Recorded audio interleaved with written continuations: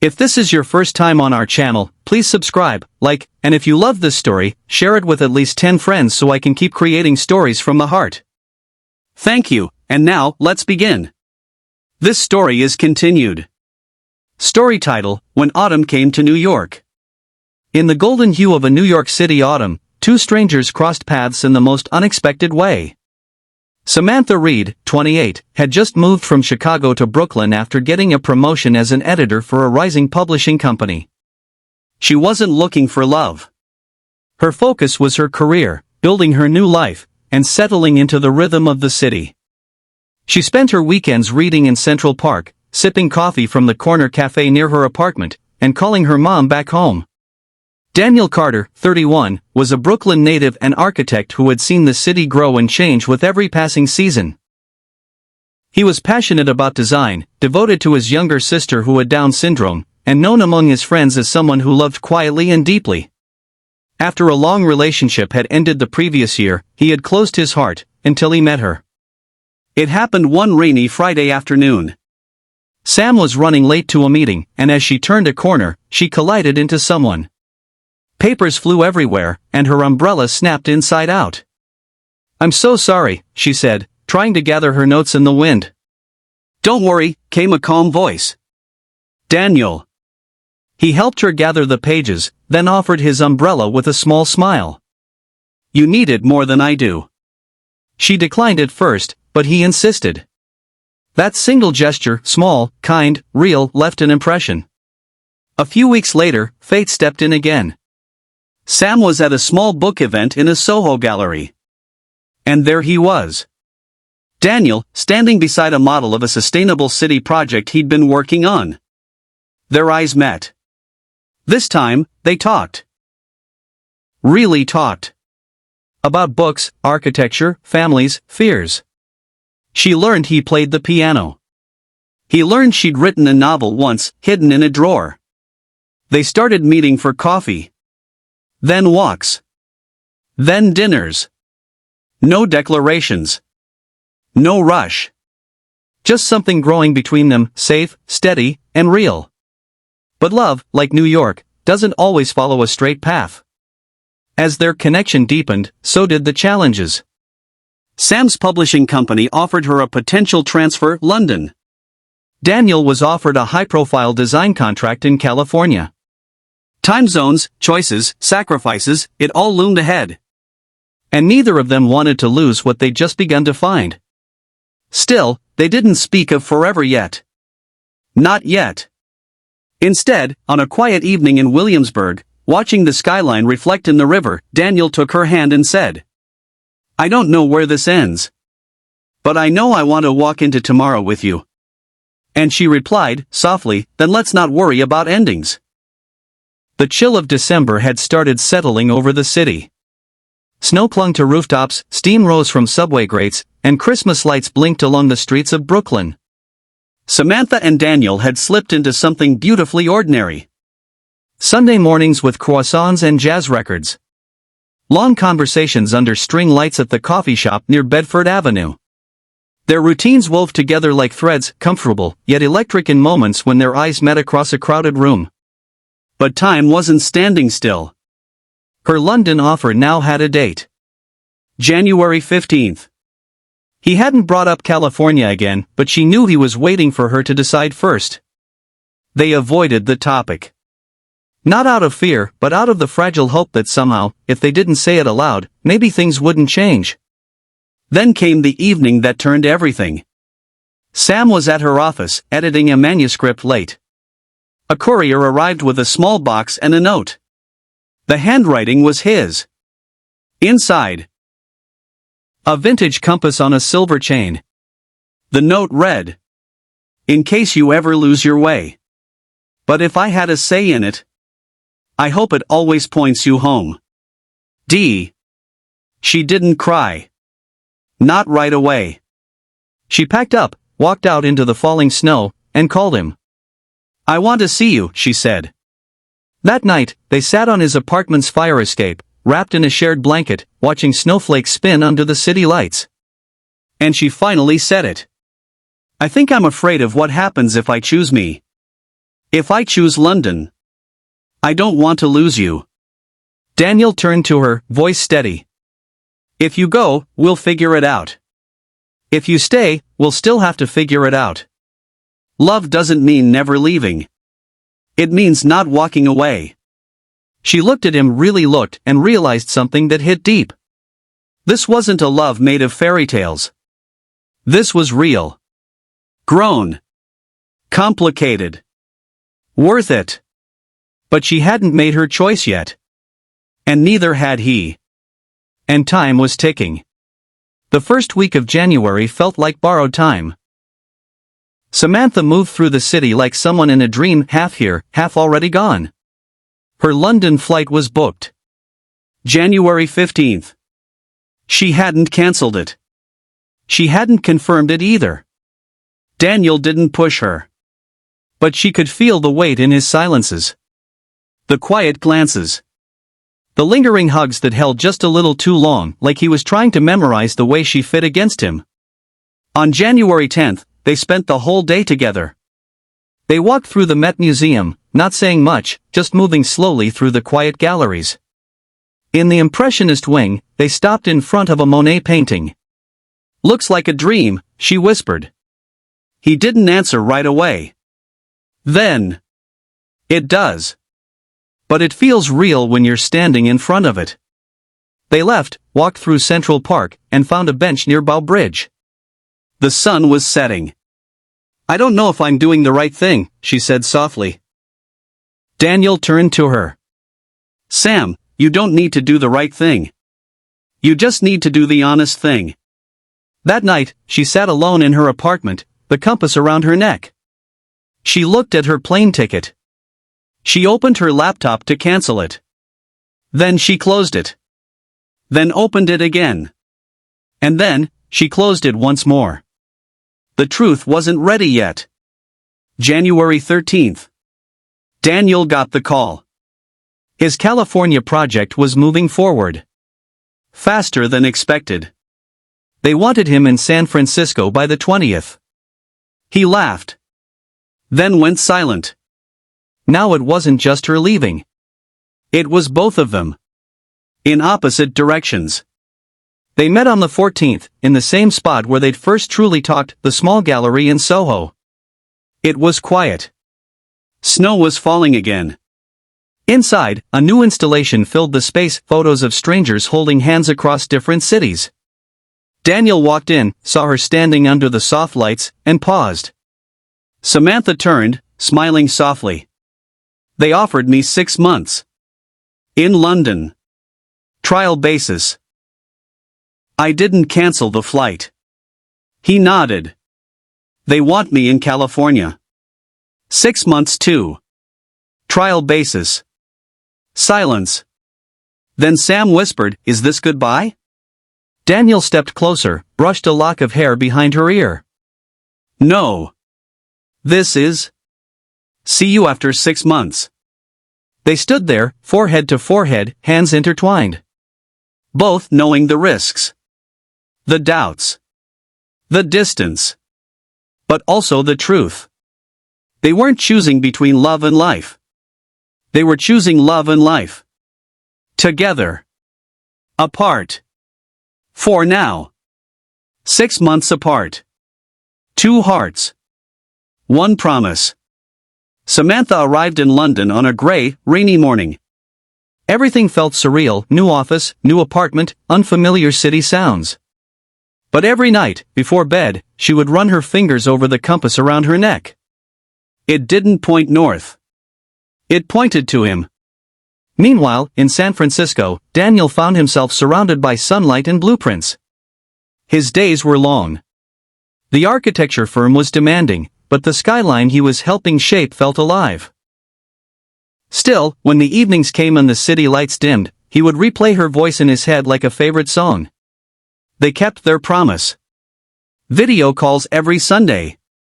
Voice notes during lunch breaks. Postcards.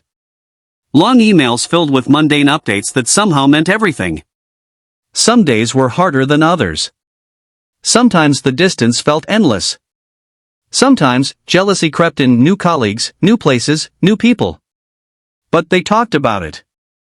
They didn't hide it. That's how they knew it was real. In April, Daniel surprised her. He showed up at her flat in London, no warning, just a knock on the door, holding her favorite tea and that same quiet smile. She blinked at him, stunned. "You're here?" "I couldn't wait till June," he said. "And I missed your face in real life." They didn't go out that night.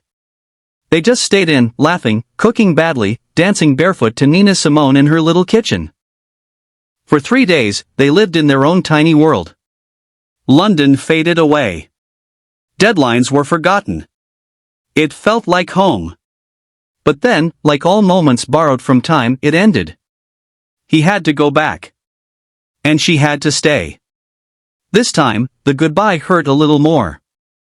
But the bond? It was stronger. Now, it's June. Her trial period is over. So is his. Both have decisions to make. London wants to keep her. California wants to promote him. And yet, neither has signed anything. Because both are waiting for something. Or someone. A message pings on Samantha's phone. "Daniel, meet me in New York. One weekend. Just us. One decision." She stares at it. Smiles. And books a ticket. The weekend arrived. New York City was buzzing with the rhythm of early summer rooftop parties, yellow cabs, soft jazz playing from open apartment windows. And in the middle of it all, Grand Central Station, where time seemed to stand still for a moment longer.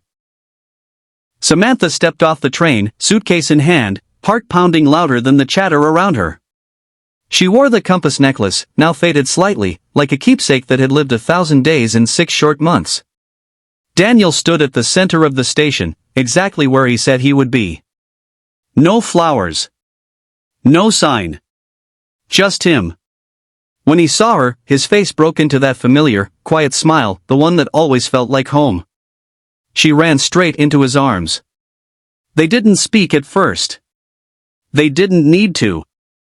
That evening, they walked through the West Village, talking like no time had passed.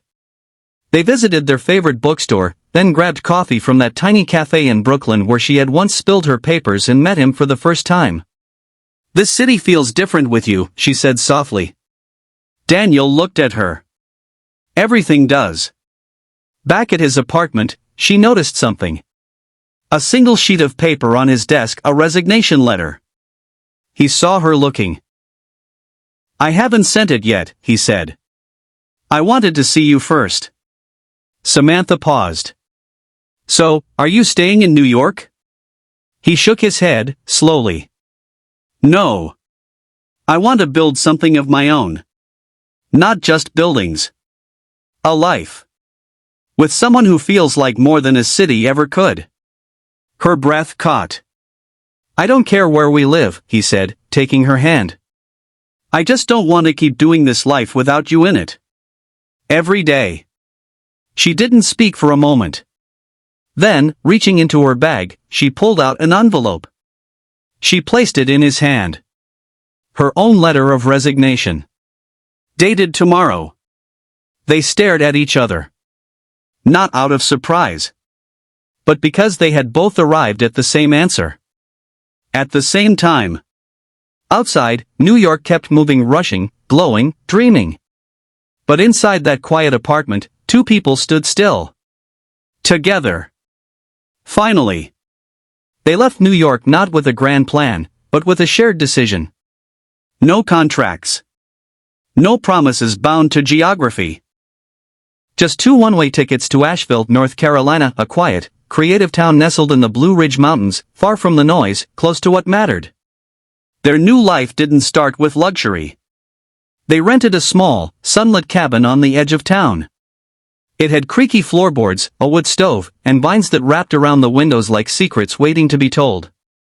Daniel began freelancing, designing small homes, boutique studios, eco-friendly spaces.